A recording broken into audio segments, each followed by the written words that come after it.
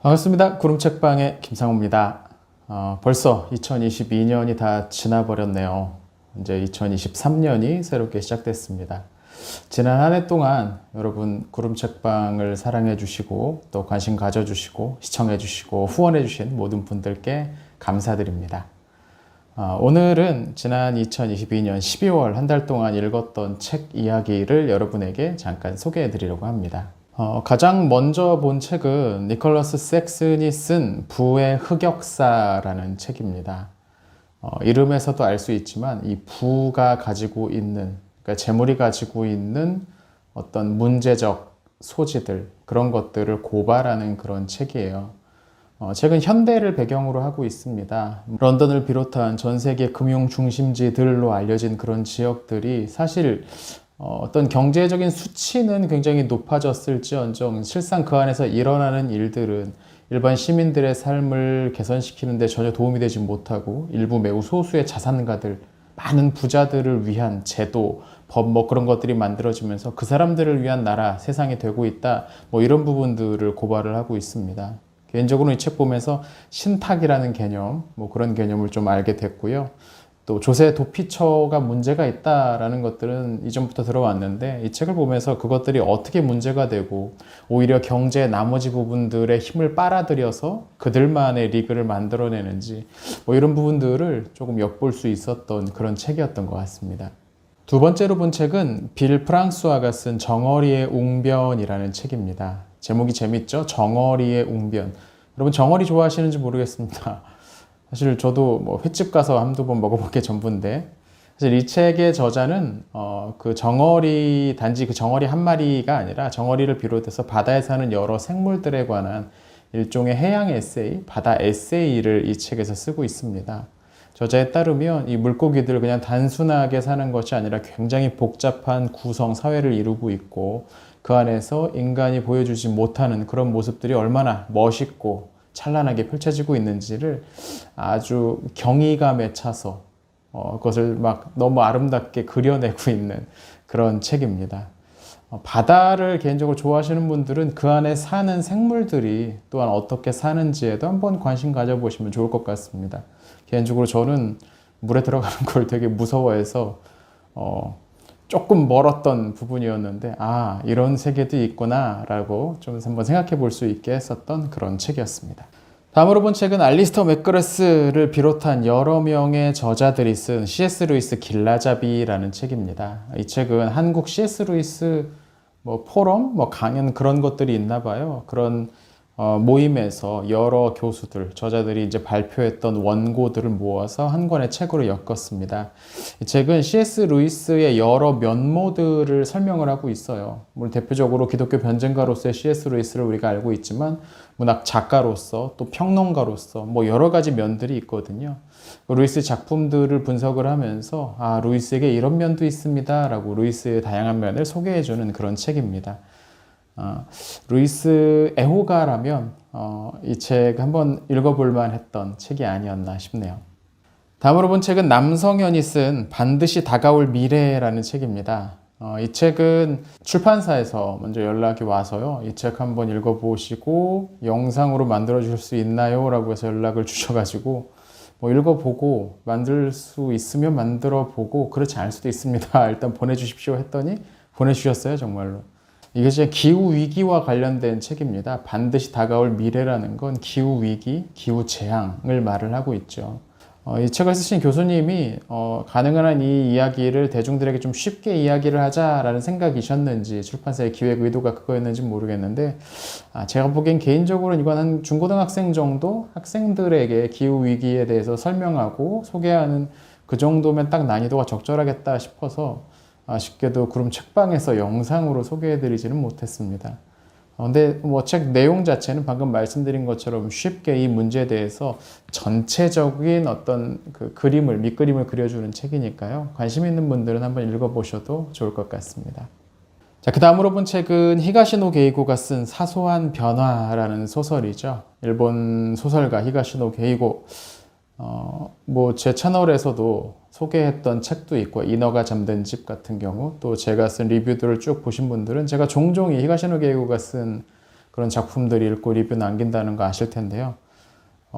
저한테 이 히가시노 게이고는 책을 읽다가 조금 슬럼프가 올 것 같을 때, 그러니까 책도 잘 안 읽히고 눈에 잘 들어오지도 않고 할 때 한 번쯤 간식 삼아서 골라보는 책입니다. 그러니까 되게 읽기가 쉽고 흥미가 있고 책장이 술술 넘어가는, 다시 글자에 대한 좀 감각을 다시 한번 약간 두드려 깨우는 그런 작가가 히가시노 게이고인데, 이 책도 마찬가지였어요. 이번에 사소한 변화라는 책은 뇌 이식과 관련된 주제를 다루고 있습니다. 사고로 인해서 뇌의 어떤 부분에 손실을 입게 된 주인공이 다른 사람의 그 뇌 부분 딱 어떻게 조직이 맞아서 수수 이식을 하게 되는데, 그 뒤로 그의 성격이 점점 변하기 시작한다는 흥미로운 내용이죠. 사실 과학적인 부분에서는 그렇지 않을 것 같은데 싶긴 한데, 뭐 문학이니까요. 문학적 상상력이라고 보면 되겠습니다. 재밌게 읽어볼 수 있었고요. 또 자아라는 것이 뇌에서 비롯된다라는 게 보통 뇌과학자들, 유물론적인 과학자들이 주장하는 건데, 정말로 그런 걸까라는 고민들 한 번쯤 읽으면서 해볼 만한 그런 책이 아니었나 싶습니다. 그 다음으로 본 책은 김근주가 쓴 나를 넘어서는 성경 읽기라는 책입니다. 이 책은 이제 1월에 구름책방에서 할 독서 모임에서도 같이 한번 읽어볼 책이고요. 성경 읽기에 대해서 전반적으로 소개하는 책입니다. 우리가 성경을 읽을 때 너무 나 중심으로 읽는 경향들이 있거든요. 무슨 말이냐면 내가 필요한 것을 거기 자꾸 뽑아내려고 한다는 거죠. 근데 제대로 된 성경 읽기는 성경이 말하는 바, 정확히는 성경을 통해서 하나님이 말씀하시려는 바가 무엇인지를 듣는 작업이 돼야 되는데, 이게 내가 너무 중요하니까, 내가 처한 상황과 환경, 지금 나의 입장이 너무 중요하다 보니까 그걸 듣지 못하게 된다는 거죠. 그러니까 나를 넘어서는 성경 읽기라는 건 바로 성경 그 자체가 말하는 바가 무엇인지를 집중해가면서 읽는 읽기라고 할 수 있을 겁니다. 성경 본문을 비판적으로 접근을 하고 그 안에 담겨 있는 것들에 대해서 그 장르나 원래 목적이 무엇인지 그것들을 잘 파악해야 된다는 이야기인데요. 성경 읽기와 아주 그 기본적인 시작 부분에서 한번 읽어보고 이제 제대로 한번 성경 읽기를 해보시면 어떨까, 그런데 도움이 될 만한 책인 것 같습니다. 자, 그 다음으로 본 책은 김영선이 쓴 존 버시의 죽음이라는 책입니다. 제목이 좀 그렇죠. 이 책은 과로와 관련된 책이에요. 얼마나 많은 우리나라 사람들이 과로에 시달리고 있는지, 그러면서 점차 어떤 노동 조건에 관련된 문제들, 그리고 한국의 노동 상황에 관한 이야기로 조금씩 주제가 확장되어가는 그런 책이었습니다. 책을 읽으면서 심각하구나라는 생각이 많이 들더라고요. 어떤 일을 할 때 그 일을 충분히 제대로 해내기 위해서 충분한 인력이 공급이 돼야 되는데, 충원이 돼야 되는데 그렇지 않은 경우가 너무나 많다는 거죠. 그러니까 소수의 사람들이 몇 사람이 해야 될 일들을 막 하면서 굉장히 많은 스트레스가 쌓이게 되고 번아웃이 일어나고, 또 우리가 뉴스에서도 보는 것처럼 스스로 목숨을 끊기도 하는 그런 여러 가지 일들이 일어난다는 겁니다. 또 노동 조건의 문제도 있어가지고 한국 사회에서 노동자로 일한다는 것이 얼마나 위험한 부분인가를 생각해보게 만들었던 그런 책이었습니다. 물론 나는 이런 것과 전혀 상관이 없다라고 생각하시는 분들이 계실지도 모르겠는데, 실제로 어딘가에서 날마다 노동자들이 죽어가는 건 현실이니까요. 우리가 보기 싫다고 해서 현실을 외면할 수는 없겠죠. 한번 그 부분에 있어서 정말 뭐가 문제여서 이 사람들이 이렇게 극단적인 강한 외침을 하고 있는지 한번 귀담아 들어볼 만한 책인 것 같습니다. 지난 12월 마지막으로 본 책은 에버하르트 베트게가 쓴 디트리 본 회퍼라는 책입니다. 책 제목에도 나와 있는 본 회퍼 목사님의 전기죠. 이 책을 쓴 베트게라는 분은 그 본 회퍼의 누이의 딸과 결혼한 분이라고 합니다. 본 회퍼가 만든 그 신학교에서 직접 공부를 한 제자이기도 했고, 후에는 학문적으로, 학술적으로, 또 인간적으로 교류를 했던 동료이기도 했고요. 보네포의 그 일생에 대해서 이 같은 이름의 저자가 쓴, 같은 출판사에 나온 훨씬 더 두꺼운 책이 있습니다. 1000 몇백 페이지 되는 그 책을 축약해 놓은 버전입니다. 다행이죠. 이런 책이 있다는 게. 보네포 하면 히틀러 암살 모의에 가담했다가 결국 히틀러가 패망하기 얼마 전에, 바로 직전에 교수형을 당해 세상을 떠난 분으로 알고 있죠. 이분이 쓴 책들도 국내에 몇 권 소개되어 있기도 하고요. 이 책은 그 본회퍼의 삶에 관해서 전반적으로 한번 그림을 그려볼 수 있게 도와주는 그런 책입니다. 큰 책을 축약했기 때문에 핵심적인 내용만 넣었을 거예요. 그러니까 이 책만 봐도 일단 전반적인 그림은 그려볼 수 있을 것 같습니다.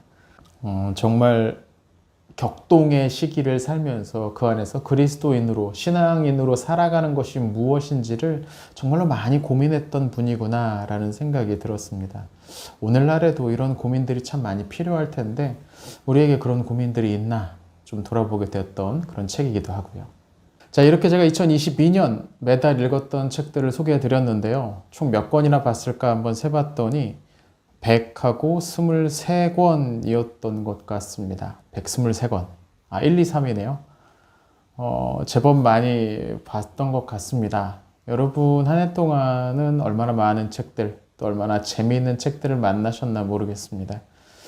지난 한 해를 돌아보면 꽤 괜찮은 책들을 여러 권 만났던 한 해였던 것 같습니다. 새해에도 부디 좀 좋은 책들을 많이 만날 수 있었으면 좋겠네요.